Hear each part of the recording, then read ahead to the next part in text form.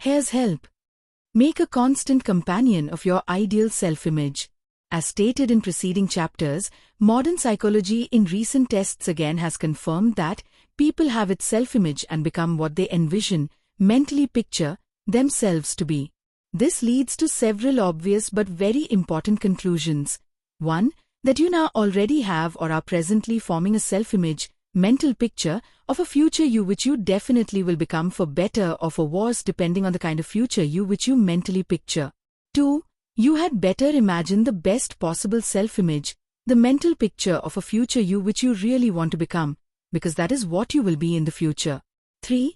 You should start now to begin becoming that ideal you which you mentally picture as your best self-image. How? The most stimulating and effective way is to make a constant companion of your ideal self-image. No, it isn't difficult. In fact, it is easy. Here's how. First, you must decide what you want to be in the future. If you cannot decide exactly what you want to be, then imagine the best you which you can mentally picture. Make that your ideal self-image, what you want to become. Practice by imagining until you can see yourself in your imagination clearly as you want to be. Now, imagine that your ideal self-image is your constant companion, your invisible friend, your helpful advisor.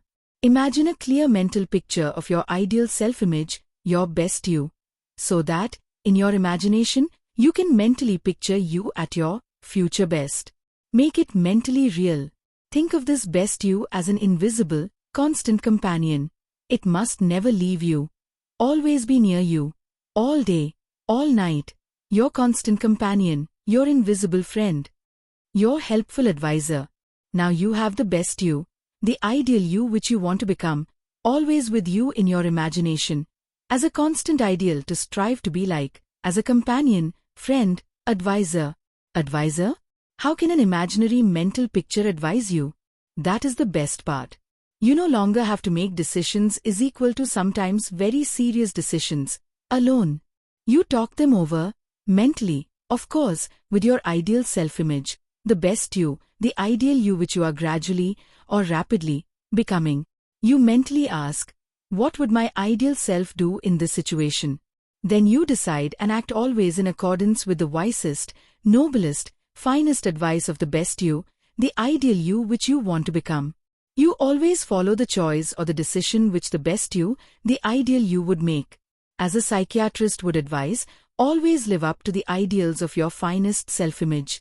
This sets up a mental block against any temptations to be, act, or associate with less than the best in terms of your finest ideal. This is the most effective method of personality development and character building.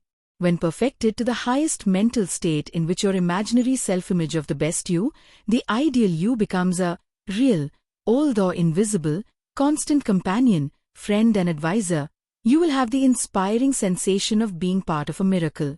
It is then that you and your ideal self-image merge into one, and you will have become your ideal you.